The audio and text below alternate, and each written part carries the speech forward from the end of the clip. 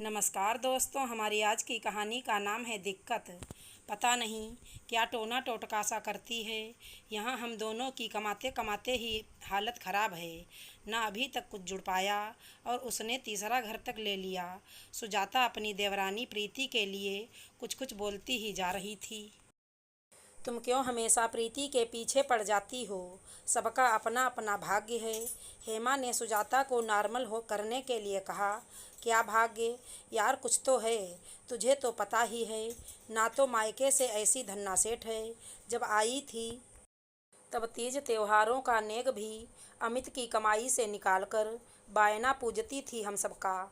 हमारे मायके वालों ने तो हमेशा भरपूर किया हमारा, आज भी करते हैं। वो तो अमित की भलमानस है कि जो कभी जिक्र भी नहीं करता कि प्रीति के घर से उसे कुछ भी नहीं मिला।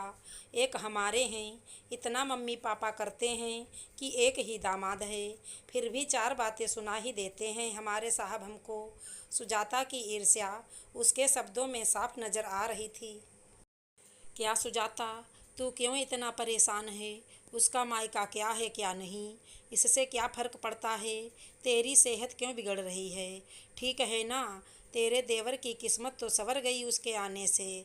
तेरे कहने पर ही आंटी अंकल ने तुझे अलग घर भी खरीद कर दे दिया, हिस्सा बाँट भी कर दिया। उसे तो उसमें भी छोटे होने के नाते तुमसे कम में ही संतुष्ट होना पड़ा। बाकी जो आज है वो कहीं न कहीं तेरे देवर की मेहनत और प्रीति की किस्मत का ही तो है। तू क्यों अपना दिमाग खराब कर रही है? हेमा ने माहौल को बदलने के लिए अपनी एक नाकाम कोशिश और की। क्या संतुष्ट? इतने सालों से तो सास ससुर का मैं ही तो कर रही थी ना, तो उस हिसाब से जो उन्हें ठीक लगा उन्होंने किया। सुजाता मुँह पर अजीब से भाव लाकर बोल पड़ी।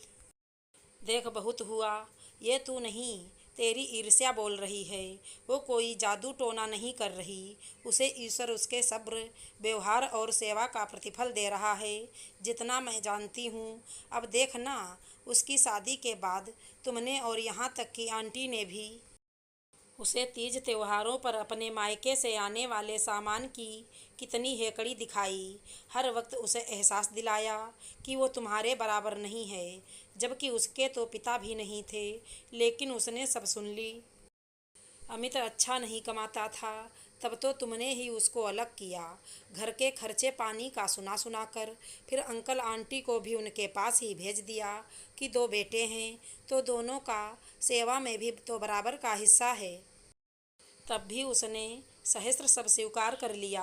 अब तुम्हें इस बात से भी दिक्कत है कि वो कैसे सुखी हैं? हेमा ने सुजाता को आईना दिखाने की कोशिश की। मुझे क्यों दिक्कत होगी? मैं तो सिर्फ ये कह रही हूँ कि यहाँ दो लोगों की कमाई पूरी नहीं पड़ रही। वहाँ अकेले अमित कमाने वाला है, तब भी सब भरपूर है। कुछ अजीब नहीं लगता तुझे? सुजाता की सुई अब भी वहीं अटकी पड़ी थी। अजीब क्या है इसमें?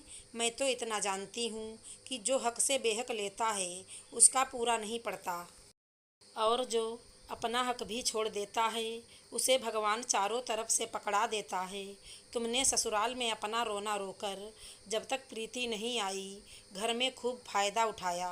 अंकल आंटी की सेविंग का रही सही कसर अपने मायके से पूरी की। मैं नहीं जानती क्या कि कैसे तुम मायके में भी हमेशा यही जताकर लेती रही और आज भी लेती हो, जैसे तुम्हारा और भैया का कमाया तुम्हारे खर्चा पानी पूरा कर ही नहीं पाता।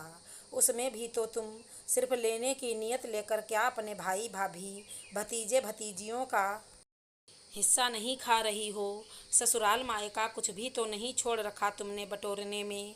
तो बताओ, ऊपर वाला भी तो कहीं न कहीं उस हिसाब को बैलेंस करेगा कि नहीं? शायद इसीलिए नहीं पूरा पड़ता हो तुम्हारा। हेमा ने साफ अंदाज में उसे समझाने की कोशिश की। और हाँ, एक बात और, तुम प्रीति से कुढ़ने के बजाय उसके जैसा बड़ा दिल रखने की कोशिश करो, शायद तुम्हें भी सुकून मिले। कहते हुए हेमा सुजाता का बना हुआ मुंह देखकर वहाँ से उठकर चल दी। आशा करती हूँ हमारी कहानी अच्छी लगी होगी। धन्यवाद दोस्तों।